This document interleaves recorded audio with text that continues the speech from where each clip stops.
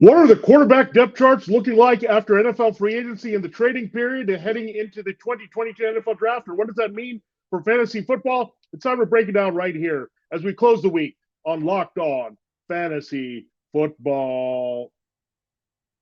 Are Locked On Fantasy, your daily NFL fantasy podcast. Part of the Locked On Podcast Network. Your team every day.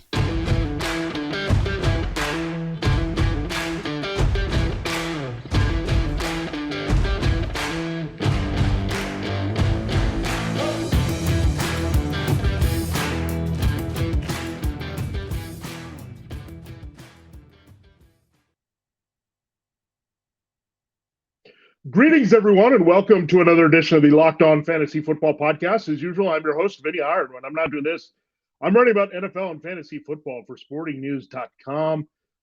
All draft all the time now as we head into April. No fooling. We're here on April 1st, so can't believe it. The month of the draft is here. That means the month of NFL free agency is in the rear view for the most part. Still some smaller moves being made here and there, but the big moves have come down all across the league here. So we know there's a lot of quarterback movement, more than we expected and different than we expected here in the offseason so far. So we're going to break that down for you, how these teams set up, whether they need to address the position in the draft, whether they have a new starter, whether they're confident in their current starter, and where they stand here in 2022. So we'll break that down for you on today's show. Then on the flip side of this, we'll do the NFC there on the other side on Monday for you, looking at those quarterback situations. Thanks a lot for making Locked On Fantasy Football your first listen every day. We're free and available for you on all platforms. All right, let's start breaking things down on how we do it here. If you've been paying attention and seeing how we break it down for the conference breakdowns, we go alphabetical order. So we'll start with the Baltimore Ravens, end up with the Tennessee Titans.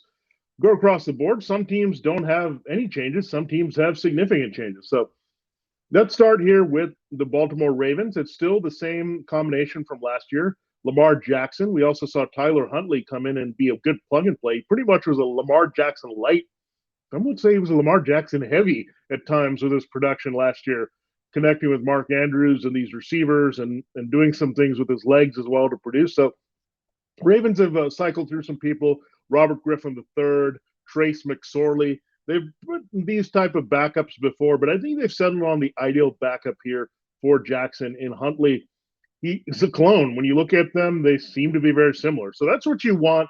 You want somebody who can take over the offense with the skill set and the position help there at the offensive line and wide receiver and tight end and running back, and can kind of keep the offense moving and be productive. So Huntley proved to be a pretty good plug and play last year for Jackson. We know Jackson takes it to another level with his floor as a runner and his ceiling as a passer, but Huntley did pretty well.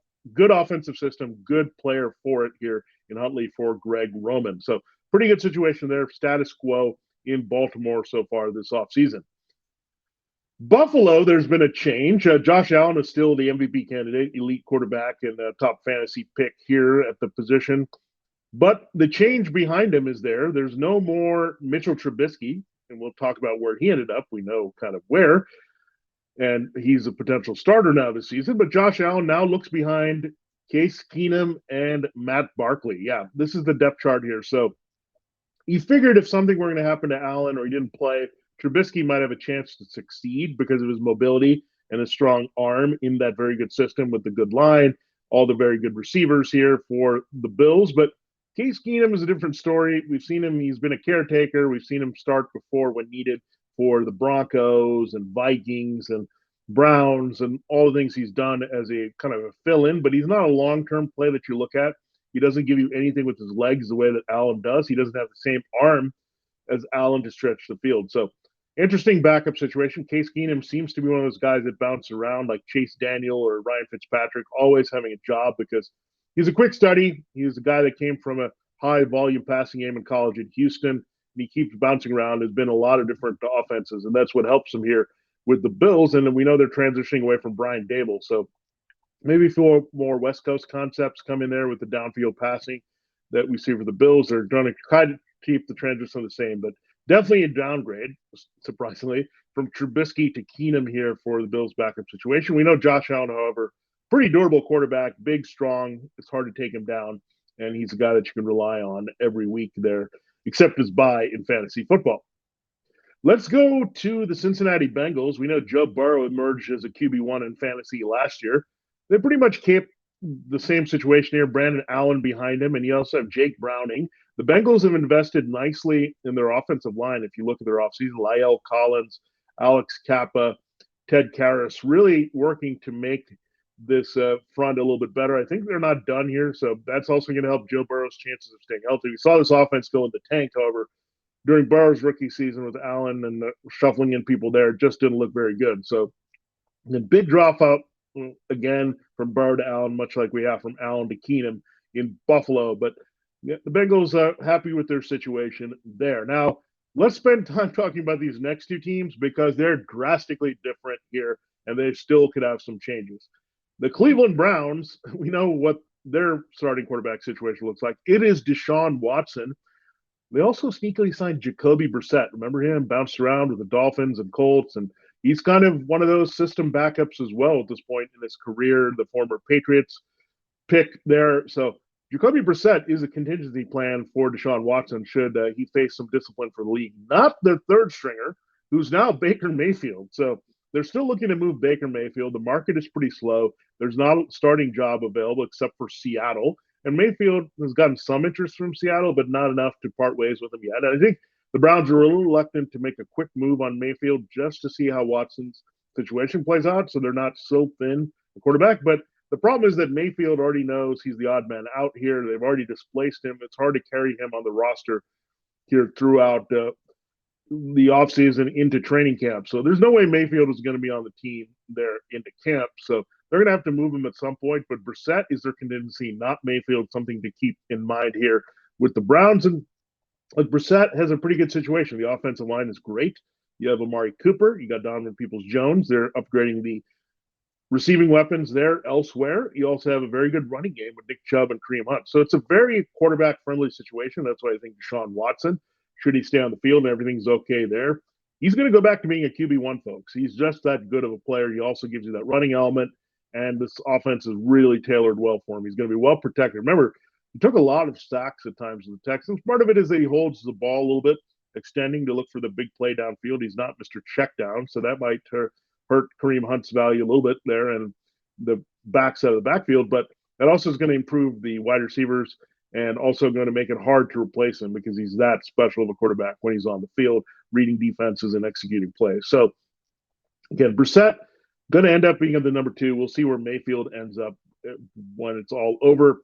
I suggested maybe the Buccaneers because they're looking for a backup quarterback here that isn't Kyle Trask with Tom Brady, trying to have a transition plan there with now Todd Bowles taking over as head coach from Bruce Arians. So we'll see Mayfield ends up in a stash situation like that, much like Jameis Winston did as the number 1 overall pick with the Saints. And now he's returning to get a shot to start for the Saints here before the draft in 2022. The last team we'll talk about, last but not least in this segment, the Broncos. So, yeah, we're ending up with a couple doozies here. Deshaun Watson and Russell Wilson are now in tow here in new teams. Wilson, we never thought was going to leave Seattle. We thought everything was okay. Shane Waldron, the new offensive coordinator, they tried to appease him. They said Russell was going to be here. Then they got an offer they couldn't refuse. They got massive load of picks there. They also got a return a quarterback at least to give them an option in Drew Lock. They also got Noah Fant and Shelby Harris there. So the Broncos really wanted Russell Wilson. That's the bottom line. Why wouldn't they? I mean, this is just a situation where it's been bad here since Peyton Manning retired, and Peyton Manning was fading, remember, at the end of his career, but they've tried Brock Osweiler. They've plugged in different guys. They invested a draft pick in Drew Lock. They added Teddy Bridgewater last year. So the Broncos have just been finding desperately to have a solution, whether it's a bridge quarterback or a drafted quarterback, Paxton Lynch. We know that disaster there. So they were tired of it. John Elway, George Patton, the GM, went after Russell Wilson pretty hard. So Wilson ends up in Denver. He has pretty good weapons here overall. We know he's pretty durable with the exception of last year when he hurt his finger there and had to miss some time. But he came back maybe a little bit too soon. He wasn't the same effective type quarterback down the stretch. But definitely a major upgrade. He comes into the back-end QB1 conversation. I say back-end because, look, you have a guy like Deshaun Watson returning. You have other people, Tom Brady pushing this up a little bit.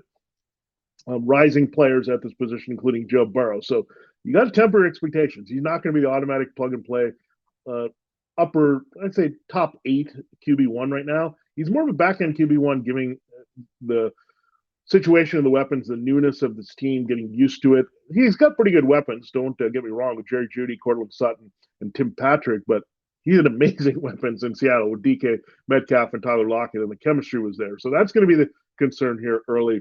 How does Wilson connect with this brand new group of receivers in a new offense? And Nathaniel Hackett, keep in mind, their offensive-minded head coach. He's also getting used to being a rookie coach here. So a lot of things in motion here. But behind him are Josh Johnson and Brett Rippon. So Johnson, we know where he was all over the place last year, ended up playing well for the Jets. He's just a guy that's been around. He kind of resurrected career as a career backup. So we have a lot of those in this division and conference for sure. And looking at Brett Rippon, again, he's been around for a while. He's the son of Mark there, the Super Bowl MVP with the Washington team. So you look at it there with the Broncos, Broncos and Browns, what a change their quarterback situation have gone through, and shockingly so here in the 2022 offseason. All right, we'll get to the 11 other teams in the AFC and their quarterback depth charts before the show's over. After months of playing, college basketball has determined the top teams for the Final Four will determine this year's national championship this coming weekend and through Monday. We know it's a massively marquee Final Four. Duke and North Carolina meeting for the first time in the madness. And on the other side, no slouch. Kansas and Villanova, 2 recent champions. Villanova have a couple of late, and Kansas looking for its first championship since 2008. So exciting Final Four. BetOnline.net is going to be your number one source for all your betting needs for the top teams in the Final Four and sports information throughout all the sports, from all the latest odds, contests, and player props, you name it. BetOnline remains the best spot for all your sports developments from the latest, including podcasts and reviews for all leagues whenever the season comes. And it's not just basketball with college and NBA. We know NFL, we're going to wait for it, but BetOnline is going to get you covered in the transition waiting for the next season in the NFL. Continue your source for all sporting wagering information needs, including live betting in your favorite Vegas casino games. Don't forget, we also have USFL kicking off as an alternative league here in the middle of April. Head to the website today and use your mobile device to learn more about the trends and action for whatever sport you're looking for the action. And look, it's so easy to use. I like going to betonline.net. You can find your sport and which kind of action you want pretty easily there. So check it out. BetOnline, it's where the game starts. All right, we'll continue the show looking at, we usually do with the AFC, the triple shot of the AFC South and the AFC West in the middle of our alphabet here for the conference. Thanks for making Locked On Fantasy Football your first listen every day. Make sure you're following Locked On NFL, Locked On Experts, covering the biggest stories around the NFL every Monday through Friday in less than 30 minutes. It's free and available wherever you get your podcast, just like this show, Monday through Friday, Locked On Fantasy Football. Here as we march to the 2022 NFL Draft, let's look at these AFC quarterback depth charts. Continue to do that on today's show. The Texans, they're sitting on Davis Mills right now. They also picked up Kyle Allen from the Commanders. And they also have Jeff Driscoll hanging around on this roster as well. He's bounced around quite a bit. We know that throughout his career. So Davis Mills does have a strong arm. He flashed a little bit last year. I'm not totally sold the Texans want to move on from him. I'm not totally sold that they're happy with him. So it's going to be a work in progress here. It just depends on what happens in the draft. I certainly know they're not going to address the position early in the draft here.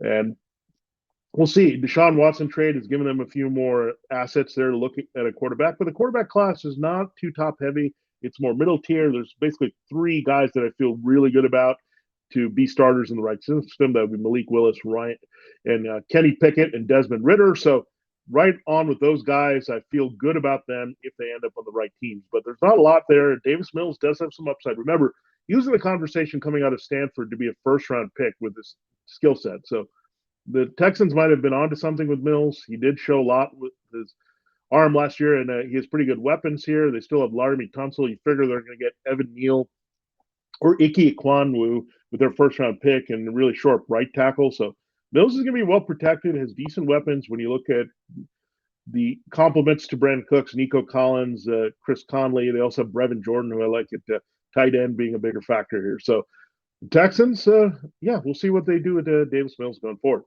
The Colts, yeah, they couldn't wait to get rid of Carson Wentz, could they? And they moved on. His numbers weren't that bad. If you look at it, I think they just had a sour taste in their mouth the way the season ended, where they didn't get in the playoffs, and his struggles were a part of it. Then there's some sense that Carson Wentz rubs teammates and coaches and management the wrong way. There's also the COVID-19 vaccine controversy that Carson Wentz had last year, where he had to be kind of separated, wear his mask there on the sidelines, didn't get the vaccine. So that could have created some friction here with the rest of the Colts. So there were a lot of things going on beyond the play of Carson Wentz. It just didn't work out in Indianapolis, even though we thought with Frank Reich the reunion was going to be great. Now it's Matt Ryan's turn to see what he can do in this situation. So the Colts were ecstatic to get Matt Ryan in this trade, didn't really give up much of a third-round pick.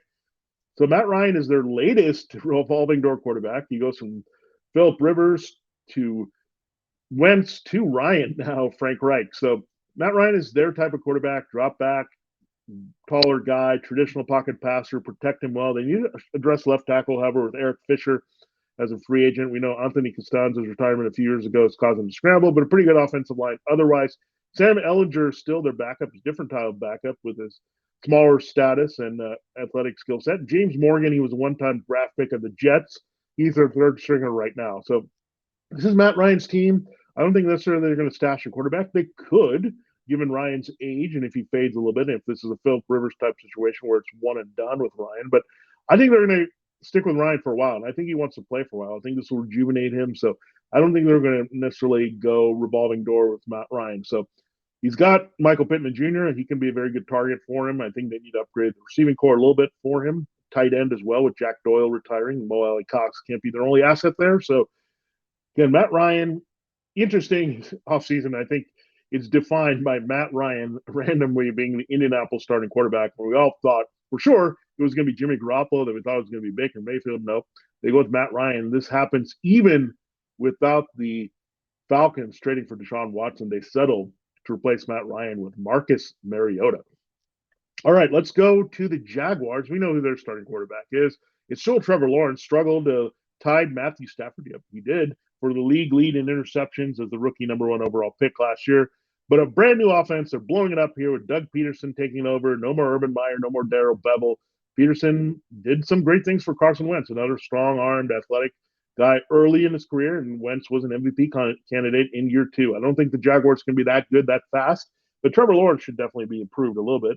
Questionable a little bit about their pickups is Christian Kirk and Zay Jones and Marvin Jones and Evan Ingram, how that's going to work out. But Trevor Lawrence is a little bit more competent offensive situation overall than he was in his mess of a rookie year where he was dragged down by it, and he admitted that for sure. CJ Beathard is your number 2, and you have Jake Luton still hanging around here on this roster as the number 3.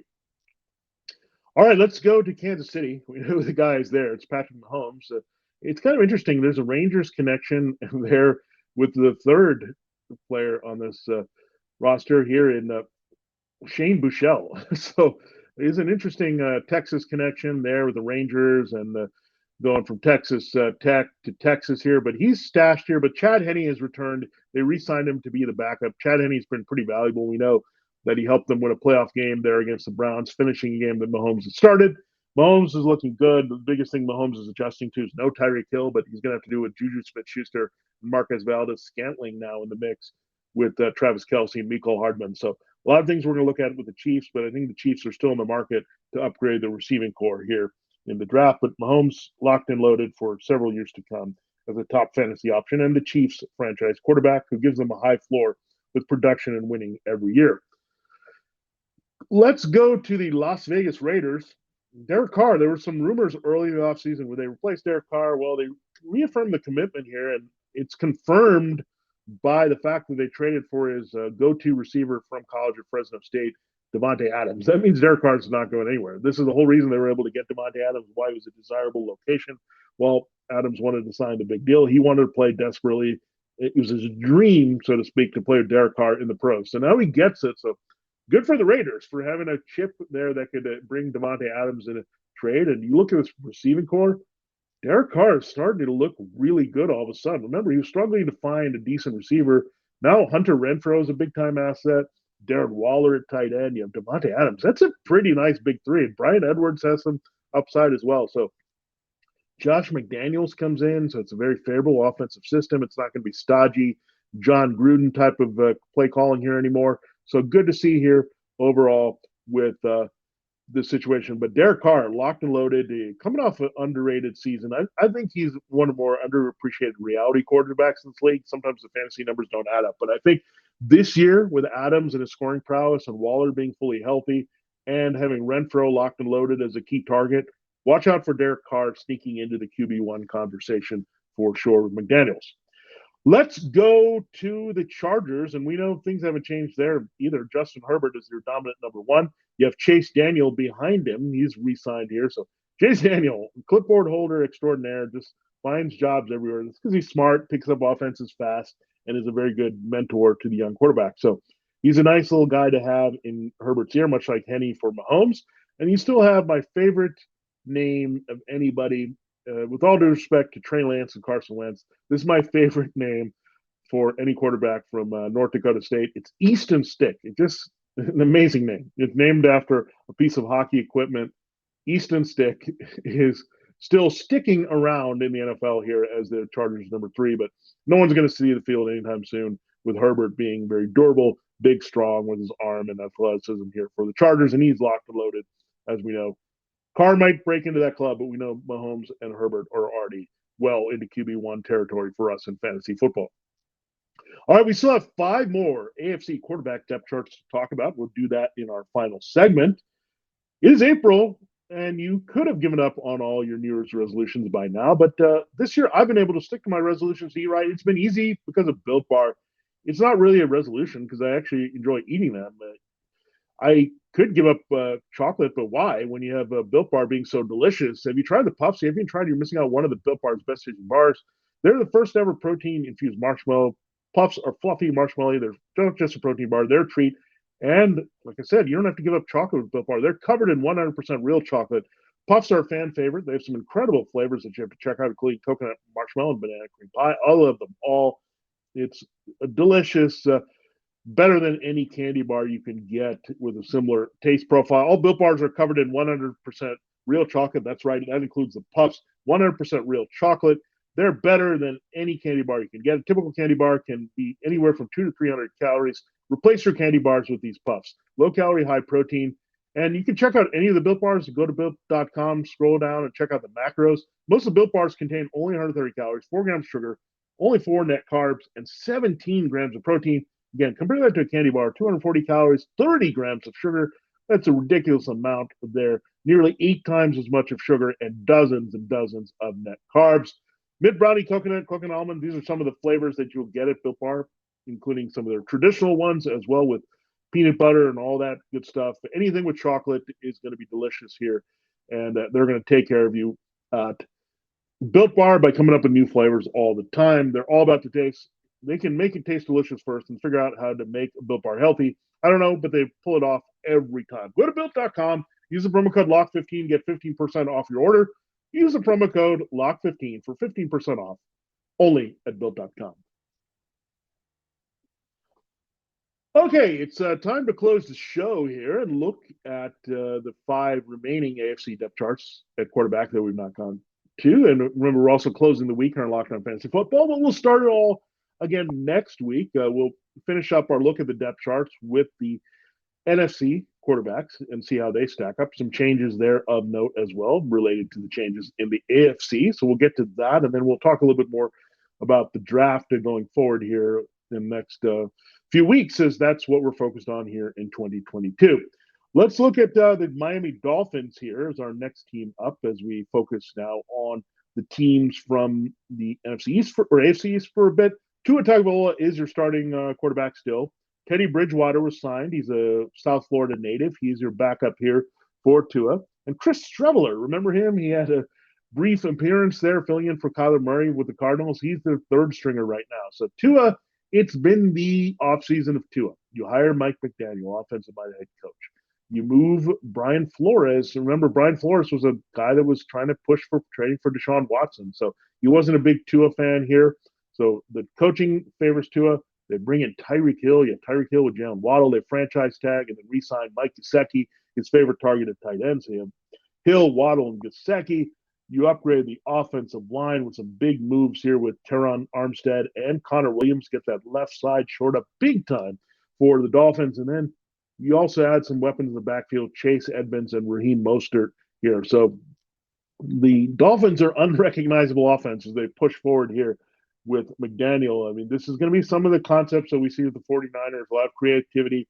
They've already hinted at using Tyreek Hill like Deebo Samuel. And keep in mind, that didn't always add up to QB1 numbers for Jimmy Garoppolo. He was a good streamer in the right matchups, and Tua still needs to show he's grown up a little bit in this league, but everything is pointed well to Tua. Teddy is a good backup. I think he's back where he should be in this league at this point in his career. And Strebler's just a guy that they're holding on to. But no more whispers about Tua. He's still the man here in Miami. Speaking of Alabama quarterbacks in the AFC East, we'll go to Mack Jones. He's going into year 2 here. Same deal for the Patriots. They have Brian Hoyer as the veteran backup. Jared Stidham as a developmental experienced guy as well. So Mack Jones, we'll see. They haven't done really much this offseason. I think they'll be in the market for some wide receiver help in the draft for sure.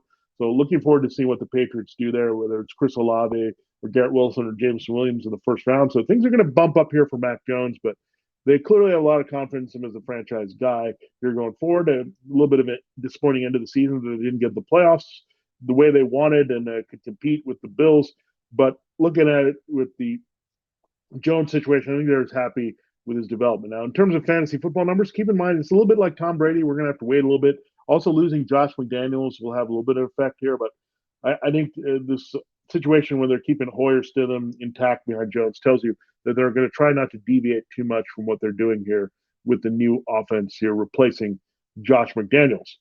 All right, our next team, and we stick to the AFC East, and our last team we'll talk about there, it is the New York Jets. They have full confidence in Zach Wilson. They also have confidence in Joe Flacco and Mike White. These are the guys right behind him again. Remember, Flacco and White, along with Josh Johnson, had to start. They hope that Wilson stays healthy. They won't have to call on these guys. He was kind of an interrupted first year as the number 2 overall pick there in the draft. I think you didn't really see a lot of Zach Wilson. He flashed a little bit. I think he can be special in this league. They've invested well in the offensive line, the skill positions. So I think you'll see Zach Wilson a lot more effective should he stay healthy. But they have 2 guys that really know this offense well now, and Flacco and White still backing them up. All right, let's go to the Steelers. Big change here. Ben Roethlisberger is ridden off into the sunset into retirement. So what did they do? They signed Mitchell Trubisky. That means they weren't happy with Mason Rudolph. There was some talk with the outgoing GM, Kevin Colbert, that, Rudolph is pretty good. They're going to give him an elevated chance. No, not the case. They're looking at Trubisky as an upgrade over Rudolph to be the bridge quarterback, but I don't think they're done. They're going to evaluate these quarterbacks in the draft, whoever can fall there at their number 20 pick. I think he'll get a lot of consideration. They also could look at an offensive tackle there for the left side, which is a potential, but I think it could line up with the quarterback value being right. So whether it's Malik Willis or Kenny Pickett or Desmond Ridder, I think the Steelers are still not done here at quarterback, looking at all their options in the 2022 draft. And again, this is a very upside position for a quarterback. They've done some things to upgrade the offensive line in the interior. They need to work on the tackles a little bit more. They did bring back Chukwuma Okorafor at right tackle, but they're pretty weak there on the left side. So that's something to watch. But you look at the skill position players, they did lose James Washington, but still have Deontay Johnson and Chase Claypool and Pat Freiermuth. That's a good baseline, as well as Najee Harris out of the backfield. We've talked about this all the time. This is a very appealing fantasy football situation for someone to emerge as a QB1 if it's the right QB. Well, it might be a little bit tempered if it's Trubisky and a rookie, which is going to be the case here, either or. So we'll temper there, but we're definitely going to watch the situation develop very favorably for some QB scoring in 2022. And finally, we end up with the Tennessee Titans. Ryan Tannehill has had a pretty good offseason with what the Titans have done. A.J. Brown on the verge of getting a new contract soon. They also picked up Austin Hooper there from the Browns scrap heap. And they also traded for Robert Woods. So big upgrade to go from Julio Jones, who's on his last legs and hurt, to Robert Woods. I know he's coming off a torn ACL, but Woods is a big-time fantasy football producer and complement there to a number 1, such as Cooper Kupp and A.J. Brown. So that's really good to have those weapons to play off Derrick Henry. So, yeah, just having Hooper and Woods alone is a big difference here for Tannehill, and I can't wait to see what happens here with this Tennessee offense. Still playing up Derrick Henry in the running game, but have more options to stretch the field downfield here in 2022. Logan Woodside is still your number 2, and they're holding on to other options here. So we'll see what happens with the Titans. I still think they could upgrade quarterback. They've looked at some like a Bailey Zapp of Western Kentucky or Jack Cohn of Notre Dame.